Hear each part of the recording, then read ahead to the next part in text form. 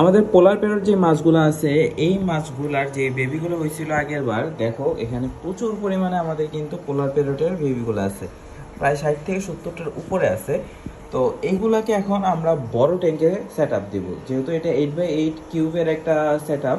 তো এই সেট আপের মধ্যে এতগুলো মাছ রাখলে অনেক স্লো গ্রো করবে। তাই এখানে যে আমাদের বড় ট্যাঙ্কটা আছে যেটার মধ্যে বেডটার 2-3টা বাচ্চা ছিল, ওইগুলোকে আমরা 8 কিউবের এই ট্যাঙ্কগুলোতে সেট আপ দিয়ে দেবো। আর এখানে সবগুলো বাচ্চাকে এই ট্যাঙ্কে দিয়ে দিব যাতে দ্রুত বড় হইতে পারে। আর দেখো আগের বারের যে বাচ্চাগুলো ছিল মাসাল্লা দিলে অনেক বড় হয়ে গেছে, আর ওগুলো এখন নিজে নিজে খাবার খাইতে পারে, ওদের লাইভ ফুড দেওয়া লাগে না। তবে এগুলোকে এখনো দেওয়া লাগতেছে, প্রায় 1 মাসের মতো আরো দেওয়া লাগবে। এখানে আমাদের বেট্টা মাছের বাচ্চাগুলো আছে, বেট্টা মাছের বাচ্চাগুলো বড় হয়ে গেছে, ওদের কালার আসা শুরু হয়েছে। সো এখানে দেখো কিছু সুন্দর সুন্দর কালার আসছে। সো আজকের মতো ভিডিওর আপডেট এইগুলাই। আশা করি ভিডিওটি ভালো লেগেছে, তোমরা ফলো করে দাও ইনশাল্লাহ।